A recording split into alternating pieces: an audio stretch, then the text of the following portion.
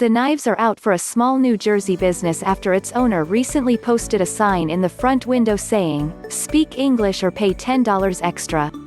For the past 2 weeks, Cutter's Edge, a knife and blade sharpening shop in Clifton, has had its phone line clogged by angry callers, and been slammed by a deluge of furious online messages demanding that local officials close down the store.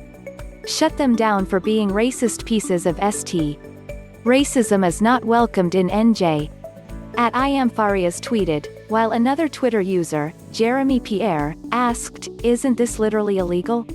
Outraged shoppers also swamped the small store's Yelp reviews with negative 1-star ratings and tirades about it being racist.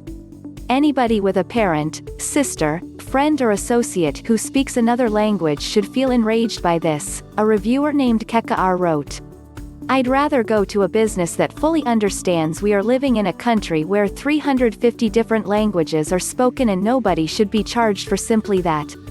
Owner Dave Feinberg tried to defend the sign in an interview with Whose reporter said there were at least a dozen phone calls about the sign during their interview alone.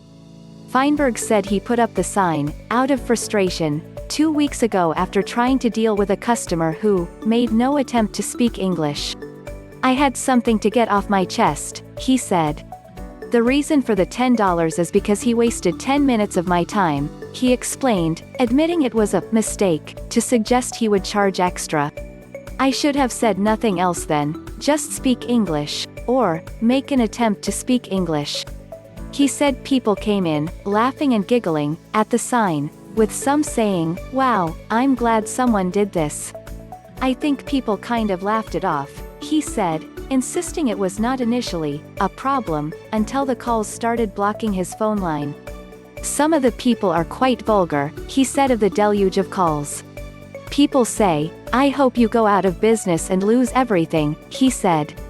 After the furious response, Feinberg eventually pulled down the sign on Tuesday, and told the local news site he may replace it with an apology, but conceded it may be too late to repair the damage to his reputation. Clifton Council member Rosemary Pino said the sign was at odds with a town that prides itself on its diversity. "Messages like this put us back centuries," Clifton told.